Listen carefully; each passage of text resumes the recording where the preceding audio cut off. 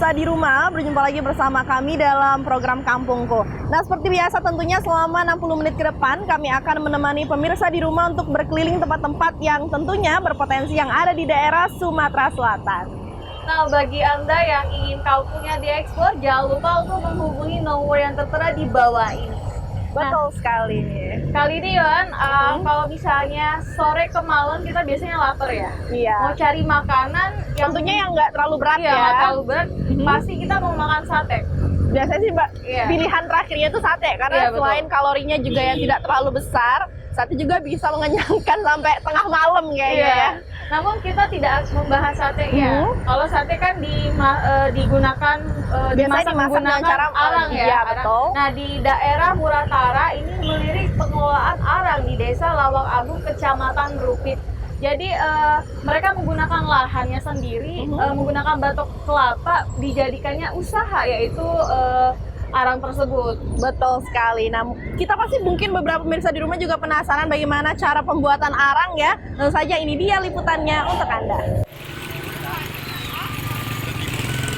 Desa Lawang Agung berdampingan dengan pasar tradisional, sehingga tempat yang strategis ini dapat mempermudah dalam memasarkan berbagai produk.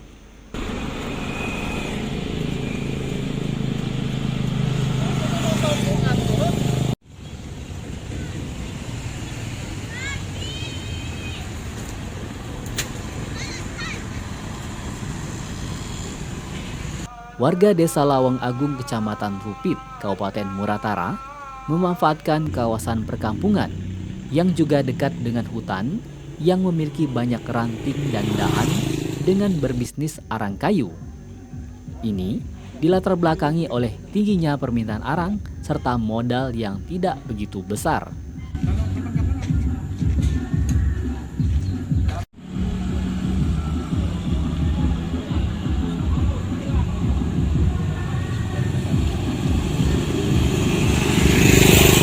Apalagi beberapa warga di sini merupakan pedagang sate sehingga memudahkan pemasaran.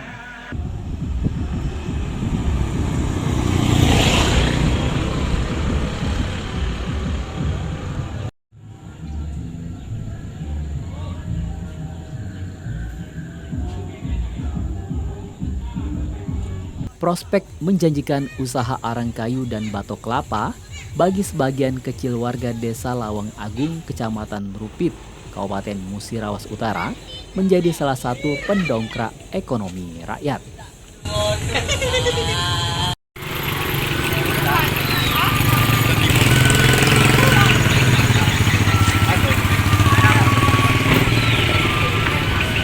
Bahan baku mudah didapat dan berlimpah. Biaya yang dikeluarkan untuk usaha arang kayu dan batok kelapa juga tidak begitu besar.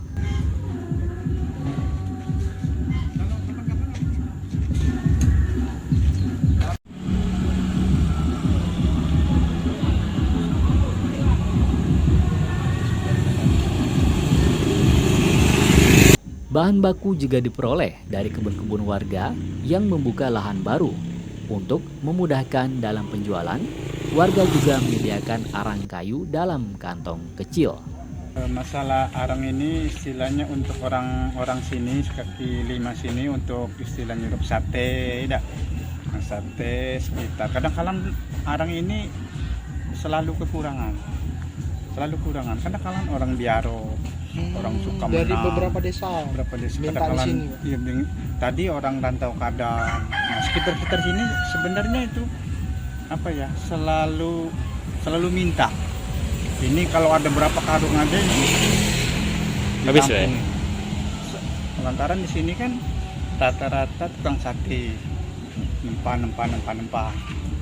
Jadi selalu kehabisan. Kalau yang tukang sate lah minimal satu karung. Nah, ini harus tempur kalau karena yang kayu itu kan banyak asapnya, sudah tuh daya tahannya sebentar. Jatuh bara apinya kan sebentar. Jatuh panasnya juga kurang gitu, Pak. Ini buat dewek gitu ya? Buat dewek ya. Di pengasapan kan buat dewek. Sejak dibuka 1 tahun terakhir, usaha arang kayu yang dilakoni Marsim mampu mendongkrak perekonomian keluarga di tengah pandemi COVID-19 saat ini. Permintaan arang kayu juga tidak mengalami pasang surut, selalu ada pembeli, terutama para pengusaha kuliner, dengan metode memasak dengan cara dipanggang.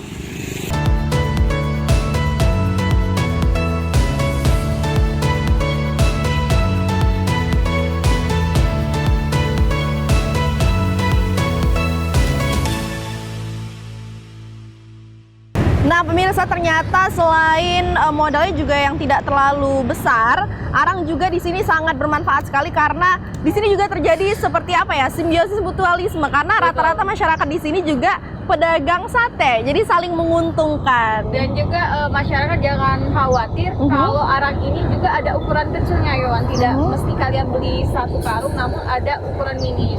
Oke, jadi ini kalau misalnya masyarakat yang bingung mau beli arang untuk tahun baruan, bisa langsung belinya ada di Muara Tara, Betul. Oke.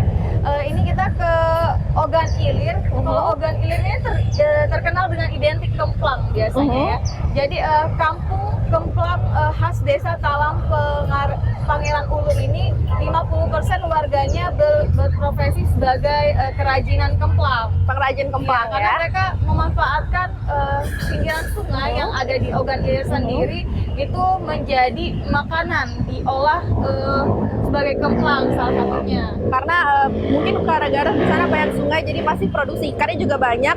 Jadi mungkin dimodifikasi menjadi salah satunya yaitu kemplang. Nah, langsung saja pemirsa, ini dia liputannya untuk Anda, perajin kemplang di daerah Ogan Ilir. Desa Talang Pangeran Ulu berada di Kecamatan Pemulutan Barat. Desa ini berada jauh di ujung Kecamatan Pemulutan atau sekitar 15 km dari Muara, Kecamatan Pemulutan.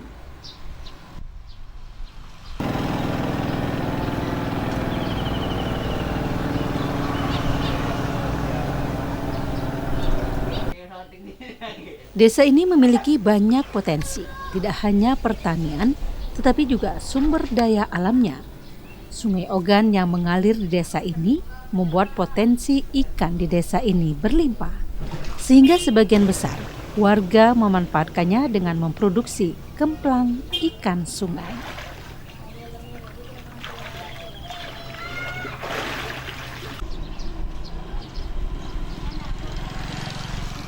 Usaha pembuatan kemplang ini telah membantu perekonomian warga yang sudah menjalaninya secara turun-temurun dan terus berkembang hingga saat ini.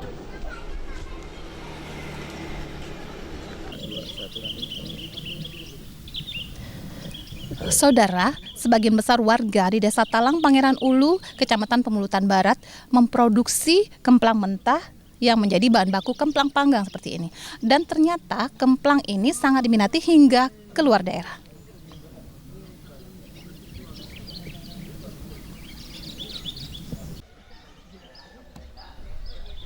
Produksi kemplang ikan sungai ini melibatkan warga sebagai pekerja seperti yang diungkapkan pelaku usaha kemplang ikan Yulianti. Dirinya memiliki beberapa pekerja yang merupakan warga sekitar. Tempat tinggalnya yang bekerja memproduksi kemplang ikan ini setiap hari.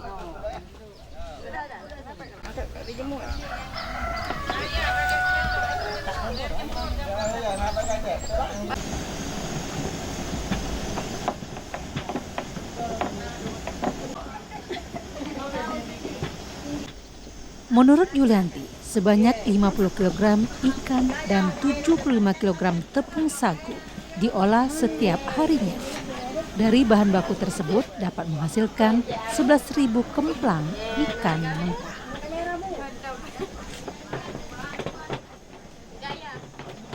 Lama lah, sudah 20 tahunan. Iya. Prospeknya di sini gimana penjualan kita? Menjualnya orang ngembek ke rumah, ngantar ke Gelombang. Ngantar kalau 10.000 seharinya ngantar ke Gelombang kalau lah sudah kering. Kalau untuk setiap hari kita buat berapa, Bu, untuk yang mentah ini? Modalnya? Setiap hari kita buat berapa? 50 kilo seharinya. Sehari 50 kilo, habis sagu 3 karung. Itu tuh jadi berapa kemplang? Kemplangnya jadi 11.000 bersih. Para pekerja sudah terbiasa melakukan produksi kemplang ikan ini. Prosesnya terlebih dahulu menggiling ikan, kemudian dicampurkan dengan tepung terigu sesuai takaran dan bahan lainnya, hingga kemudian dibentuk pipih dan dikukus.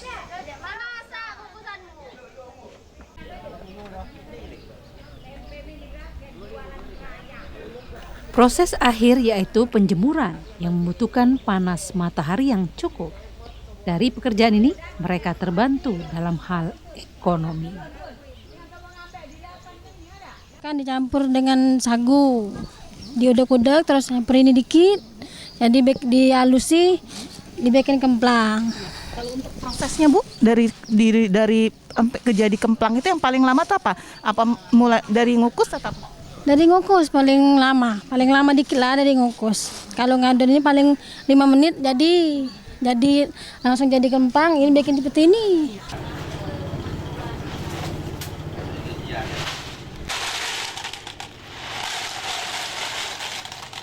Kemplang ikan ini telah dipasarkan hingga ke sejumlah kabupaten di Sumatera Selatan, termasuk di kota Palembang.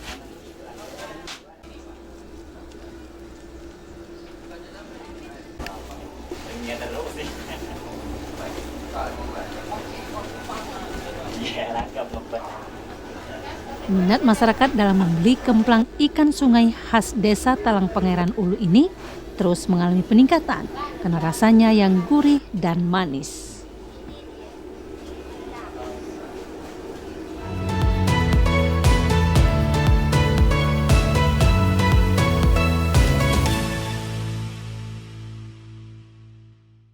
Ternyata sebagai 50% warganya berprofesi sebagai perajin kemplang ya. Iya, dan juga kemplang yang dihasilkan dari desa ini tidak hanya dipasarkan dikonsumsi oleh masyarakat yang berasal dari organik saja, namun juga ini sudah dipasarkan sampai ke beberapa daerah yang ada di daerah Sumatera Selatan. Masuk kota Palembang. Betul. Nah, selanjutnya kita lagi di mana nih sebenarnya? Oke, nah sebelum ke materi selanjutnya, kami mau informasi ke pemirsa di rumah. Mungkin ada pemirsa di rumah yang mempunyai hobi seperti jogging ya, yang suka olahraga, terus juga yang suka memancing.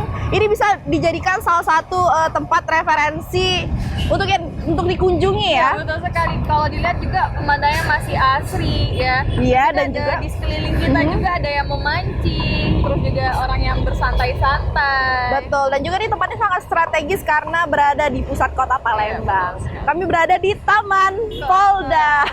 Nah, pemirsa, selanjutnya kami akan mengajak Anda untuk melihat perajin yang mana ini menjadi hobinya ibu-ibu ya. Iya, betul, ibu-ibu. Namun sebelum itu kita akan menyaksikan jeda pariwara berikut.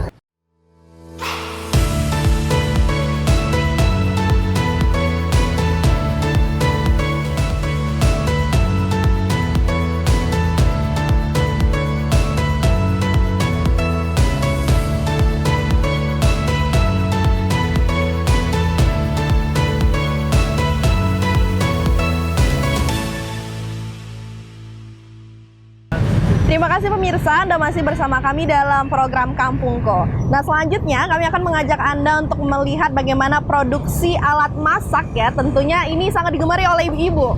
Ya, betul sekali. Nah, kalau sekarang tuh terdapat banyak alat masak yang sudah diproduksi secara modern, namun di Pali sendiri masih diproduksi secara tradisional ya. Iya, karena memang pembuatannya yang masih dibuat secara tradisional. Iya. Lalu saja kita lihat ini dia bagaimana proses pembuatan alat masak di daerah Pali.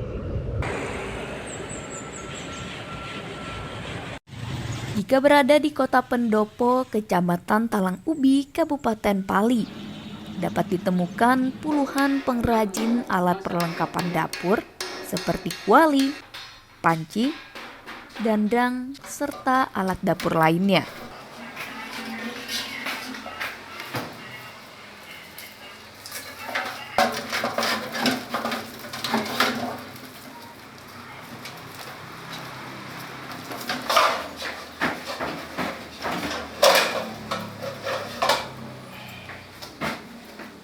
Kabupaten Pali sendiri sejak dulu telah dikenal sebagai pusat atau sentral pembuat alat dapur yang terbuat dari bahan aluminium. Kualitas hasil pengrajin di Kabupaten Pali tidak usah diragukan karena keawetan dan ketahanannya.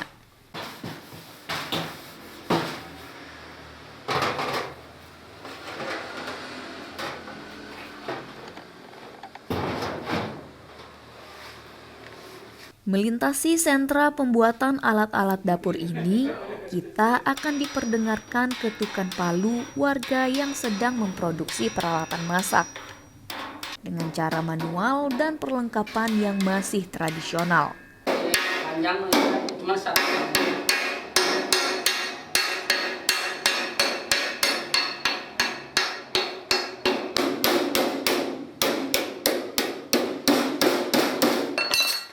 Setiap minggu kan ke Kalangan kami jual.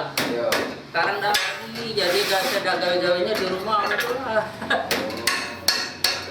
Dapet-dapetnya dan biasanya kan. Jadi agak kurang. Salah seorang pengrajin alat-alat dapur di sini adalah Bapak Haris, yang juga termasuk pengrajin alat dapur terlama yang sudah menekuni profesi pembuat alat dapur sejak tahun 1985. Bapak Haris sendiri mendapatkan keahlian membuat alat dapur warisan dari orang tuanya.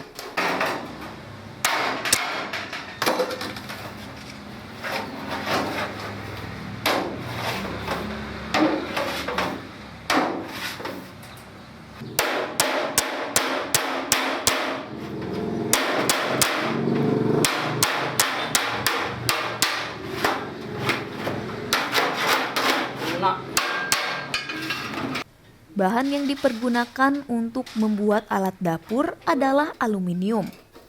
Bahan ini sendiri bisa didapatkan di kota Pali atau dibeli dari kota Palembang. Dalam satu hari, peralatan dapur yang diproduksi bisa mencapai puluhan. Sekitar kalau 85 tuh 37 ya, di gayung, sendok air, gitu. Nah itu naik pada saat sutil bawa belakang itu.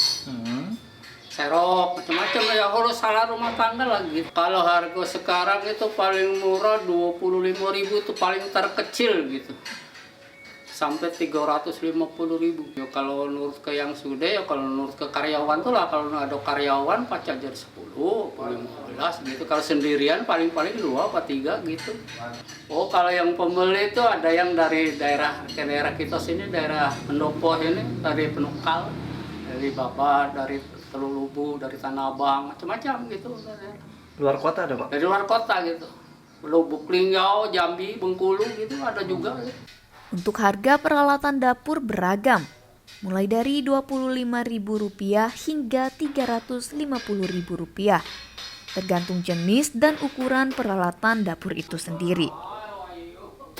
Penjualan peralatan dapur ini dijual tidak hanya di Kota Pali saja, tapi juga di kabupaten dan kota tetangga seperti Lubuk Linggau dan Kota Jambi. Dibawa Dewi sekarang? Yo kadang-kadang aja anak itu ladang mentok sendiri lah sekarang. Bahaya lah tinggi. Jadi kita tuh awal-awalnya dah gawe-gawenya lah. Meski peralatan dapur ini tergolong tradisional, namun masih menjanjikan bagi para pembuatnya. Karena kualitasnya yang bagus dan harganya yang bersahabat, sehingga tetap menjadi pilihan di tengah hadirnya peralatan dapur yang modern.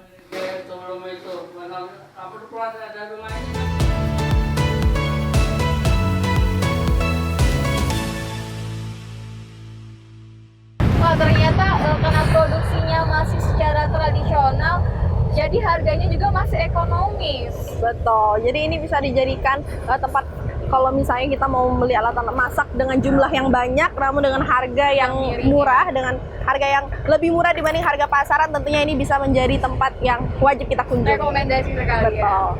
Nah, pemirsa, selanjutnya kami akan melihat bagaimana pembuatan batik geletik yang berasal dari Kelurahan Puncak Kemuning, Kota Lubuk Linggau. Betul sekali. Jadi kalau kita tahu batik gelitik, itu gelitik Dari bahasa apa sih Gelitik. Jadi batik gelitik ini terdapat motif yang sangat unik, yaitu buah durian yang menjadi ciri khasnya. Namun bukan berarti dibuat dari buah durian ya. Bukan, itu hanya motifnya saja. Ya, motifnya saja, namun pengelolaannya menggunakan daun-daun kecil. Betul. Nah, seperti apa liputannya? Ini lagi ya.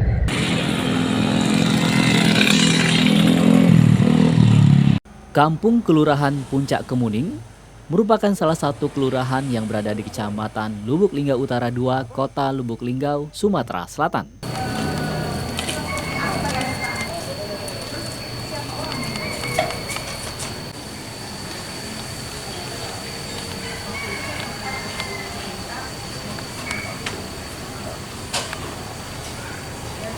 Di kampung Kelurahan Puncak Kemuning diketahui salah satu kampung dengan pemukiman yang cukup padat penduduk karena berada di tengah pusat kota Lubuk Linggau.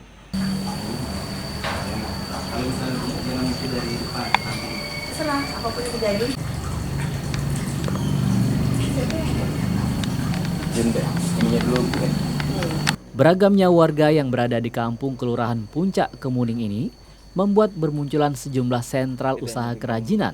Salah satunya rumah kreatif pembuatan batik gelitik yang berada di Jalan Waringin Lintas Lorong Rajawali, RT 02, Kelurahan Puncak Kemuning, Kecamatan Lubuk Linggau Utara 2. Jadi kita itu kan awal. Jadi setelah dari riset beberapa, akhirnya menemukan bahwa yang buah yang eksotik, yang tidak semua orang suka tapi semua. Batik dengan motif durian telah menjadi ciri khas kota Lubuk Linggau. Munculnya batik gelitik ini mempertahankan pakem ciri khas motif durian dengan memanfaatkan pewarna alami dari dedaunan yang diharapkan dapat menggelitik pencintanya. Rencananya sarung-sarung bantal, sarung kursi.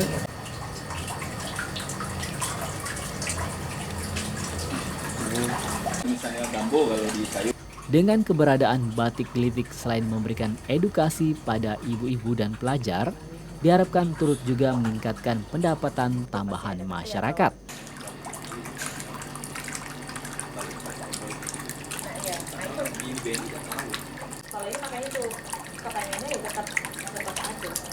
Perintis yang juga pembina batik gelitik Endang Puspitasari mengaku dengan adanya rumah membatik ini, dirinya telah memberdayakan ibu-ibu di sekitar rumahnya maupun beberapa pelajar. Saya itu tergelitik untuk melakukan ini. Jadi saya mendapatkan tantangan, kemudian saya tergelitik untuk melakukan ini. Selain bunyinya juga yang sama ya, batik, tik, dengan gelitik. Dan motifnya nggak durian, Bu? Ya, semua kita menggunakan motif durian karena di Kota Lubuk Linggau kita mengangkat motif durian. Terus Bu, dengan ada Bu, batik ini Bu, apakah kita memberdayakan masyarakat setempat? Oh ya. Seperti pasti. apa Bu? Kita memberdayakan mereka untuk pewarnaan, memberikan kesempatan mereka juga untuk ini ada kita punya beberapa penjahit yang di sini, mereka juga menggunakan bahan kita untuk menjahit untuk pakaian jadi. Sementara itu Amirna, salah seorang warga setempat yang juga penjahit pakaian mengaku telah menggunakan kain batik gelitik untuk berbagai jenis pakaian yang dijahitnya. Menurut Amirna, kain batik gelitik cukup menarik lantaran motif khas durian dan motif kembang durian terbilang lebih kekinian dan modis. Untuk kain batik gelitik yang telah dibuatnya seperti pakaian kemeja, gamis, tunik hingga pakaian kebaya. Misalnya blus, gamis, kebaya. Ya, baju-baju atasan itu kemeja. Jadi lebih menarik Mbak ya jenisnya Mbak ya, motifnya? Iya, lebih menarik.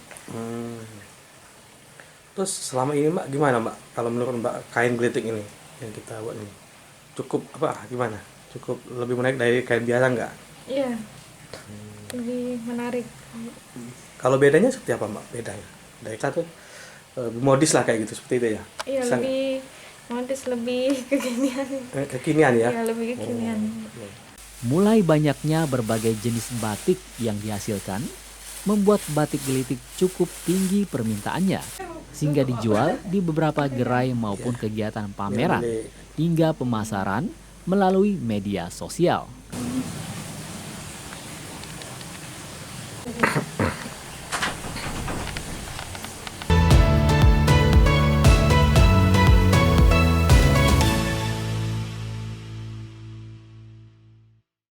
Nah, mungkin beberapa dari kita itu bingung ya, kenapa yang dipilih itu motif durian, kenapa nggak motif jeruk atau motif strawberry atau motif buah-buah lainnya? Karena menurut pengrajin, motif durian dan juga motif daun buah durian ini dinilai sebagai motif yang kekinian dan juga lebih modis. Betul sekali, dan juga peminatnya bukan hanya dari Lubuk Linggau namun juga dari berbagai daerah. Karena terbukti dari permintaan yang tinggi. Betul. Dan juga diproduksi ini bukan hanya apa ya, kayak baju biasa, baju kemeja, namun juga ada tunik, ada kebaya. Jadi kita bisa tinggal memilih sesuai dengan kebutuhan. Iya, karena dia mengikuti milenial ya. Betul. Nah, sekarang abis ini kita mau kemana nih? Selanjutnya kita akan melihat ini kesenian ya, yang berasal bukan dari daerah Sumsel, namun ini dilestarikan secara turun-temurun di daerah Sumatera Selatan, yaitu kesenian Reok Ponorogo.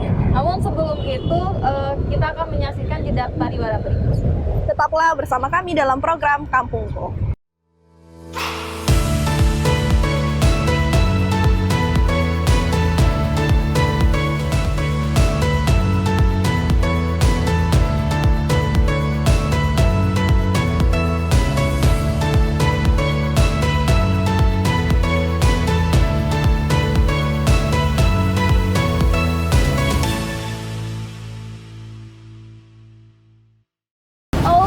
Masih bersama kami di program Kampungku. Terima kasih Anda setia untuk menunggu kami.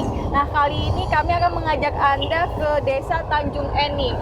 Betul, di mana daerah sini terdapat kesenian Reok Ponorogo, yang mana kita tahu bahwa Reok Ponorogo sendiri ini berasal dari daerah Jawa Timur, namun ini dilestarikan di daerah Sumatera Selatan. Ya, tepatnya yaitu di Tanjung Enim. Nah, kesenian ini sendiri sudah ada dari tahun 1949 hingga sekarang, yang juga sudah ada generasi keempat.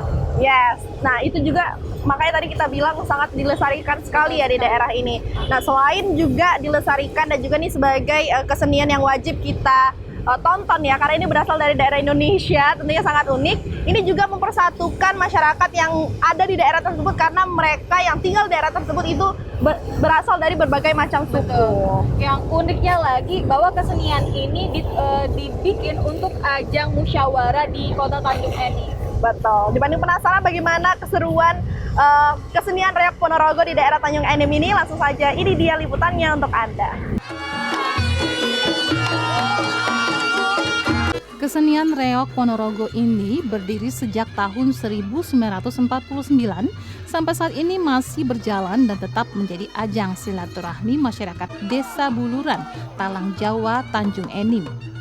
Asal muasal berdirinya kesenian Reok Ponorogo di Desa Buluran, Talang Jawa untuk mengumpulkan masyarakat desa pada kegiatan musyawarah desa. Dengan adanya penampilan Reok Ponorogo, masyarakat tidak harus diundang, melainkan akan hadir dengan sendirinya untuk menyaksikan atraksi reok.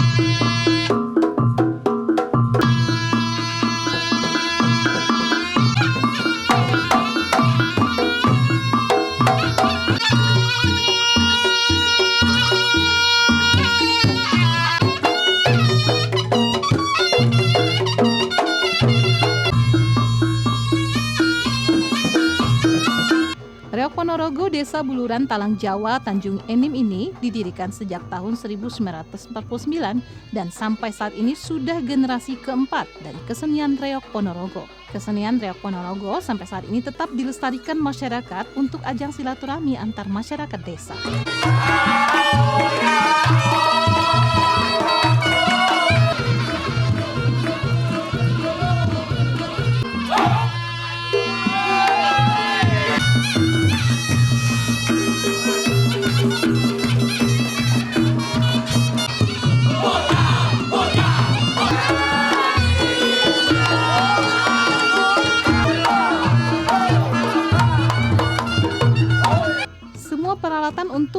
penampilan reog Ponorogo didatangkan dari daerah asalnya, Desa Ponorogo, Jawa Timur.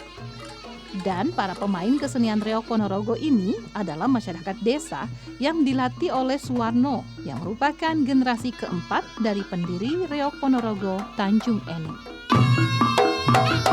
Dari tahun 49 Pak, nah termasuk ini anak cucu generasi yang sudah generasi, kalau pemainnya sudah generasi kelima Pak, tapi kalau mungkin pengurusnya generasi keempat. Pemainnya ya anak-anak putra daerah sini. Kalau keseniannya dari tradisi dari Jawa kan, wah tidak mudah Pak mendirikan reog ini oleh karena apa? Terutama dari barangnya, sudah itu dari ritualnya juga, alat-alatnya juga tuh kerajinannya sangat rumit Pak. Pakai waktu, sudah itu selain pakai waktu, barang-barang ini pakai ini nggak sembarang barang, harus barang yang bermutu yang terpilih, kayunya terpilih, rambut-rambutnya juga ya harus yang terpilih kan, gitu.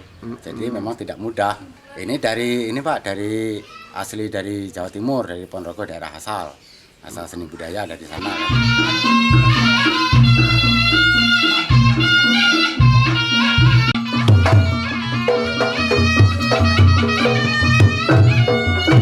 Suatu kesenian tradisional peninggalan leluhur bisa diambil hikmahnya saat ini untuk generasi penerus ragam budaya yang ada di Nusantara, salah satunya kesenian reog Ponorogo.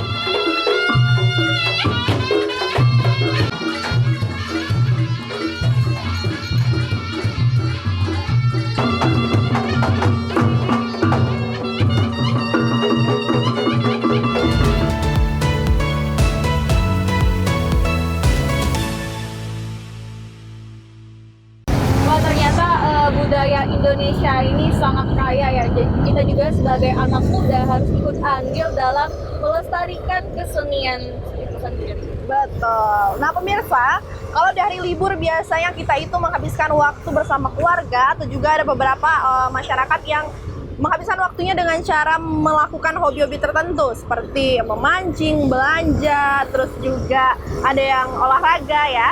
Nah, untuk Anda yang mempunyai hobi memancing di daerah Kenten Laut, Kabupaten Banyuasin, ini bisa menjadi tempat referensi Anda. Karena di sini banyak sekali spot-spot memancing yang sangat cocok untuk Anda kunjungi. Dan juga manfaat dari memancing ini dapat membantu memfokuskan dan juga menyegarkan dan melatih kesabaran tentunya. Betul. Nah, seperti apa liputannya? Inilah dia. HP kan tasnya. Beb, ini Beb, tarik HP aku Beb. Telepon.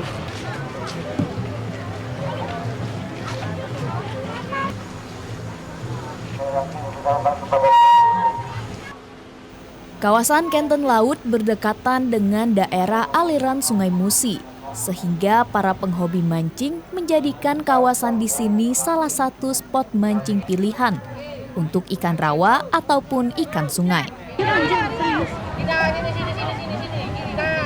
Khawatir kamera kali. Dan hujan banyu, bukan hujan batu. Lolong.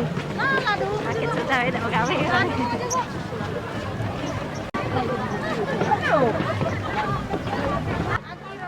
Kegemaran banyak warga ini membuka potensi wisata baru di Kabupaten Banyuasin. Kegemaran banyak warga ini membuka potensi wisata baru di Kabupaten Banyuasin. Salah satu tempat memancing saung bambu pelangi ramai dikunjungi warga yang ingin menghabiskan waktu liburnya bersama keluarga.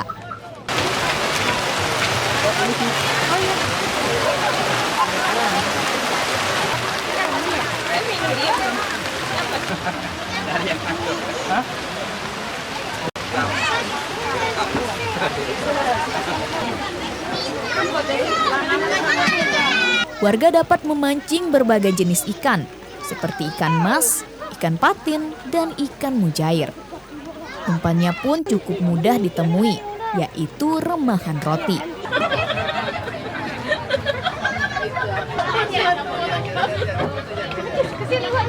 Iya. Jangan foto Mbak.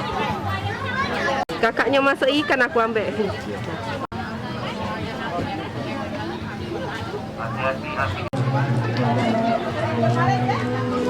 Aktivitas memancing ini dilakukan di atas saung dengan dekorasi unik. Pernak-pernik area ini yang dirangkai indah menjadi tempat yang pas bagi warga untuk bersuah foto.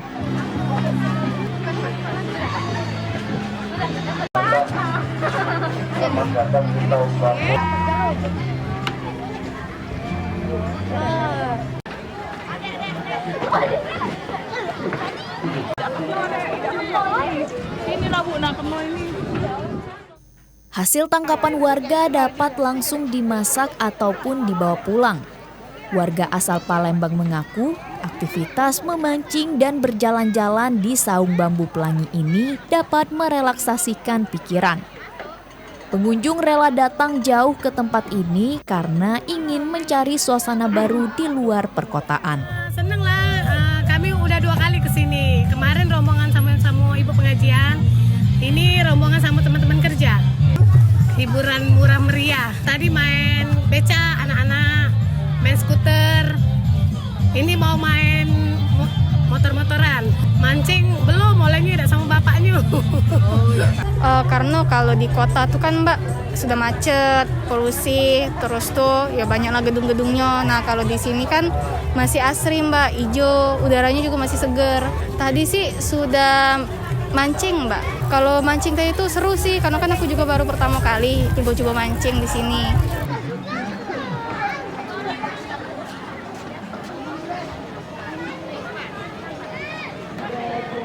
Selain memancing, warga pun dapat bersantai dengan naik perahu menikmati keindahan kawasan ini.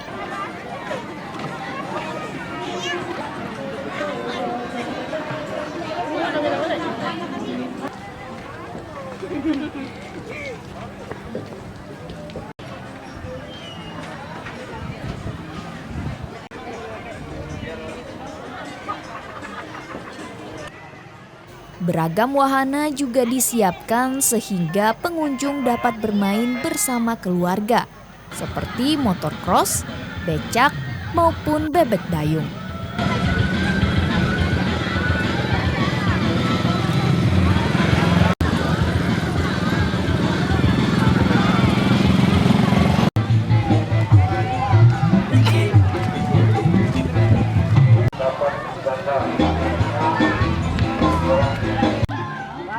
Dengan dibukanya potensi wisata baru di wilayah Kenten Laut ini dapat menaikkan taraf hidup masyarakat dan membuka lapangan pekerjaan baru.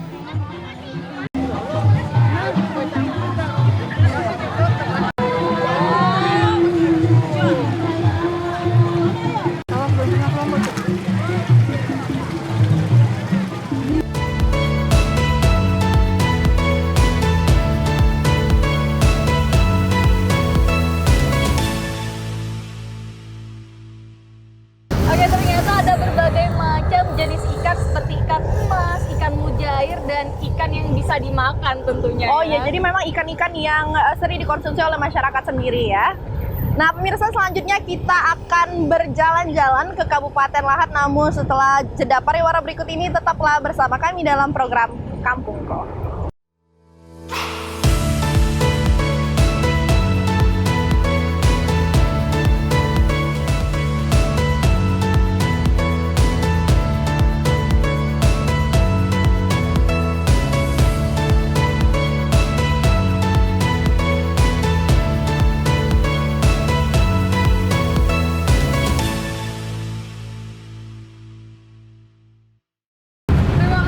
Anda masih di program Kampungku.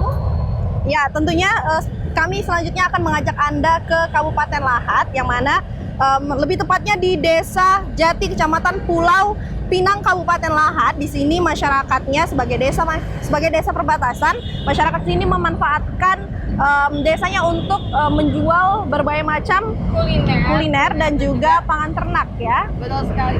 Nah, jadi di sepanjang jalan Lahat ini sendiri di perbatasannya mereka memanfaatkan lahannya dengan cara menjual berbagai kuliner dan juga oleh-oleh, Yohan.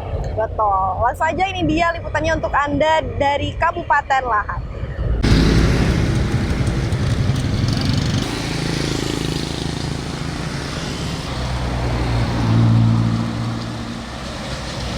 Berada di perbatasan Kabupaten Lahat dan Pagar Alam, Desa Jati, Kecamatan Pulau Pinang ini tampak seperti desa perlintasan pada umumnya.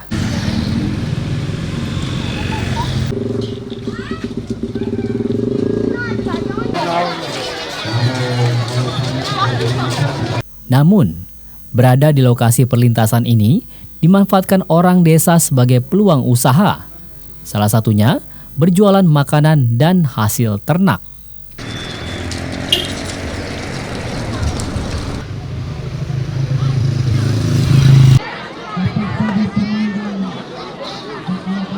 Alam dan lahat. Desa Jati sendiri menyediakan makanan khas Lemang pada umumnya.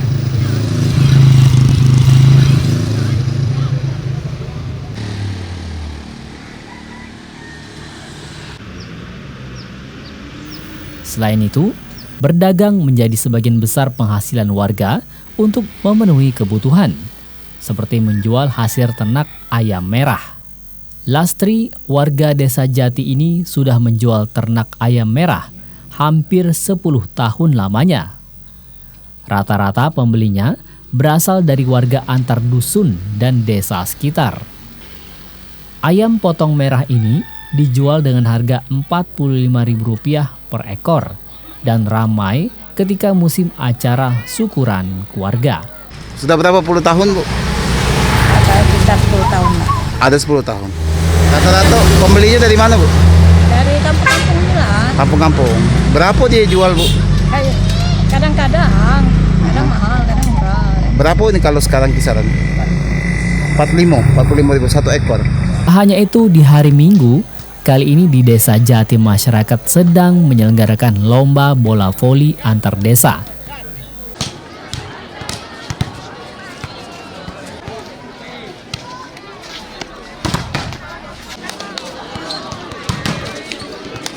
Lomba ini menjadi hiburan bagi masyarakat Desa Jati dan desa sekitarnya di Kabupaten Lahat.